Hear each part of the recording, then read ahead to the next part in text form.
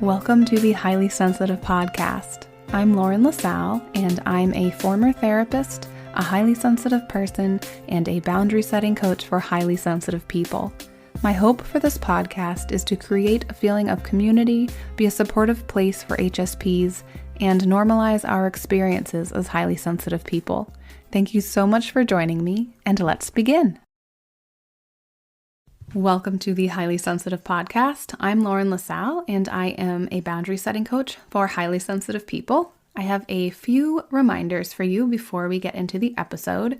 So this summer, I will be releasing one episode per month instead of two, so that I have more time for my family and more time to work on things that I will be letting you know about for the end of the summer, beginning of the fall. Fingers crossed, everything's set up for then.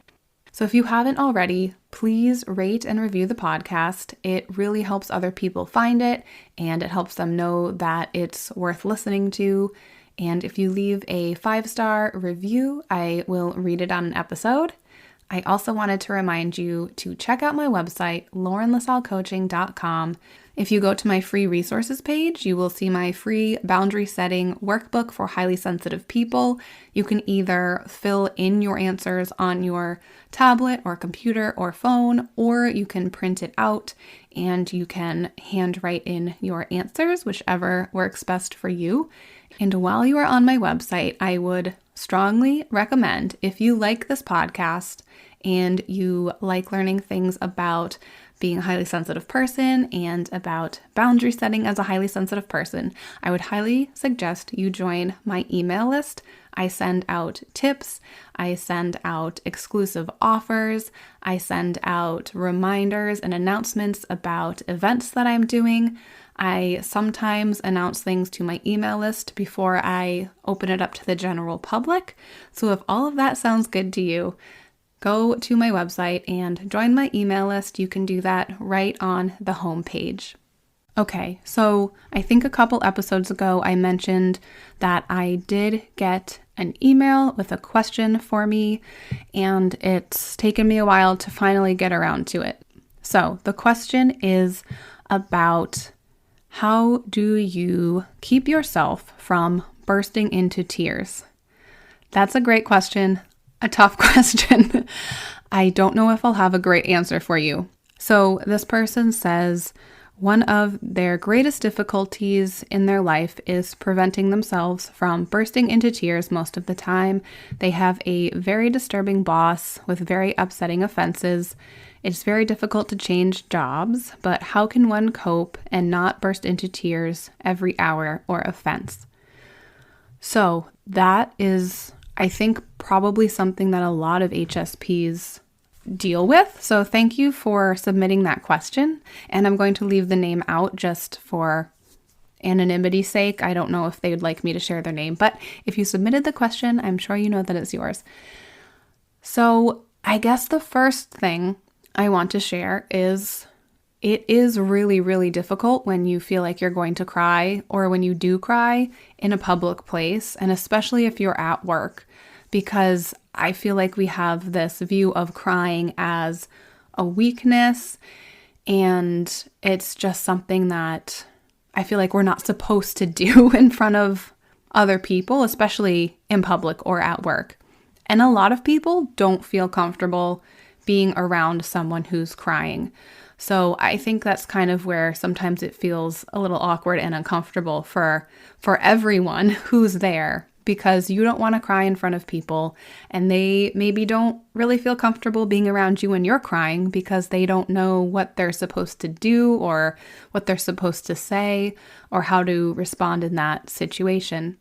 So I will say that crying is obviously a really natural thing that everybody does, and it's a really good way to release stress and get out those negative, for lack of a better word, negative feelings that you are feeling. It's a really great way to just let it all out.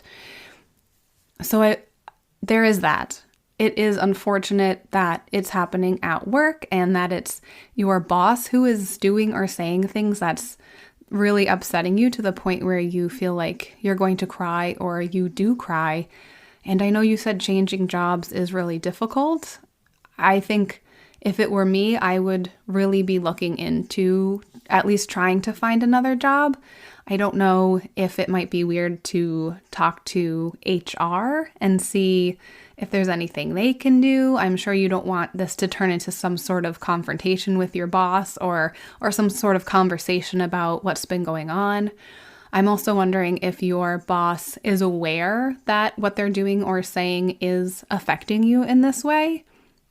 Some people don't realize if they're joking or making certain comments, how it can negatively affect other people, especially if you are more sensitive to things like HSPs. We take a lot of things personally.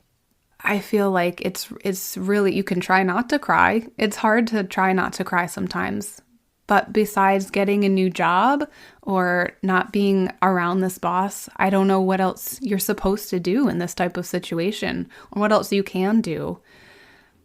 I do think sometimes it can be helpful to watch how you're breathing and be aware of how you're breathing.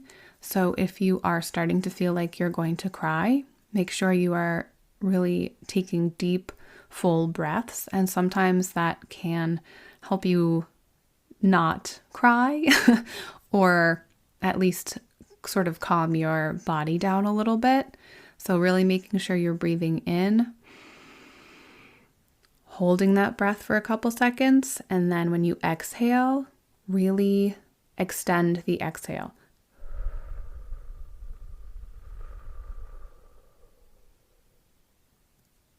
So I think society really needs to shift its view around this. And when I was working in a community mental health agency, I was working with a bunch of other therapists and case managers, and we were all very open about our feelings, and we would just cry if we needed to cry. I mean, sometimes half the room would be crying. It was really, really nice and really freeing just to be able to express your feelings, express how you're feeling in that moment, and know that you're not going to be judged. And I really wish all workplaces would adopt this, because I don't think expressing your feelings, especially crying, should be seen as something negative. I do get that there are instances where it might seem unprofessional, but I think we really need to be more accepting of crying. It's okay to cry. It's helpful to cry.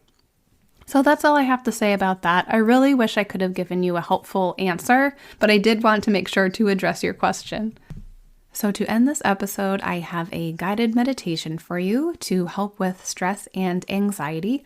It's all about noting your thoughts, and this is on my Patreon page for the podcast. I will link to it in the episode description if you'd like to check it out. I am going through kind of a transition period with the Patreon this summer, so if you would like to join this summer, I would appreciate it. There's not going to be too much going on over there in terms of extra things that you get, so I will have that more situated again in a couple months. So if you'd like to check it out then, I will definitely remind you to do so when it's all set up. But in the meantime, I hope you enjoy this guided meditation, and I will see you in a month.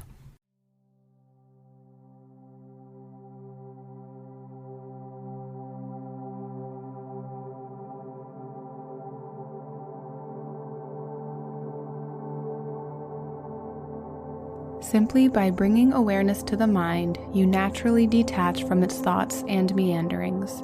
When you observe your own thoughts, you naturally create a separation from them because you see that they often arise on their own. In this way, you are not as likely to get sucked into each thought. You can notice individual thoughts, overarching mental states, or how active or dull the mind is in any given moment. This practice offers yet another way to understand the thinking mind. You will use a simple noting exercise to look at where the mind is as thoughts arise. Rather than focusing on the content of the thoughts themselves, you will tune into their general context. Now close your eyes and adjust your body to find a comfortable and sustainable posture. As you will be working with thoughts, it is helpful to dedicate the first 5 minutes to building concentration. Choose a place in the body and rest awareness on the breath. When the mind wanders, simply bring it back with kindness to the experience of breathing.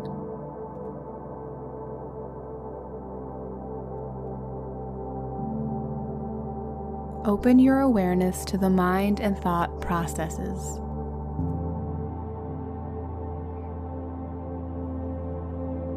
Using the breath as your anchor, stay with the sensation of breathing until a thought comes up. When you notice a thought arise, note what its general context is.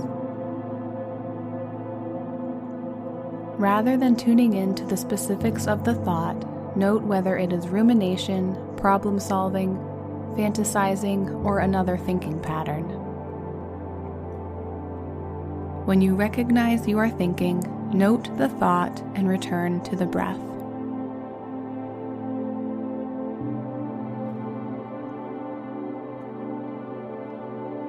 Patiently sit with the body breathing, waiting for another thought to arise.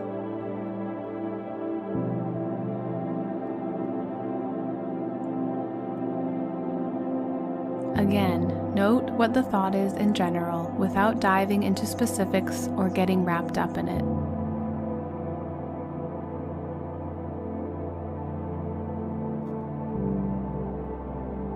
After 5 minutes or so, you may consider adding in an additional piece. Note whether the thought is about the past, present, or future.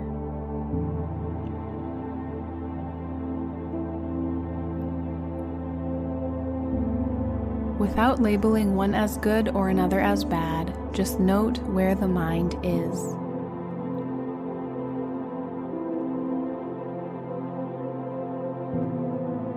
As you come out of this practice, try to retain some awareness of the thinking mind. Going about daily tasks, recognize when the mind is off and wandering. Try noting where the mind is when you see this happening.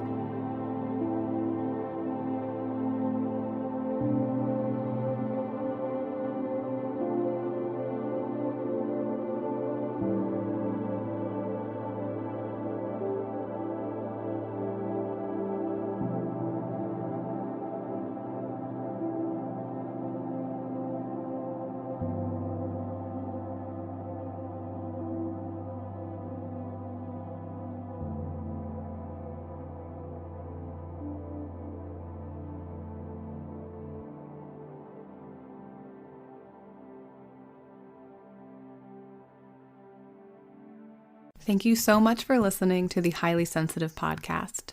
You can help support the show by taking a minute to rate and review it, share a favorite episode with a friend, or go to patreon.com/highlysensitivepodcast.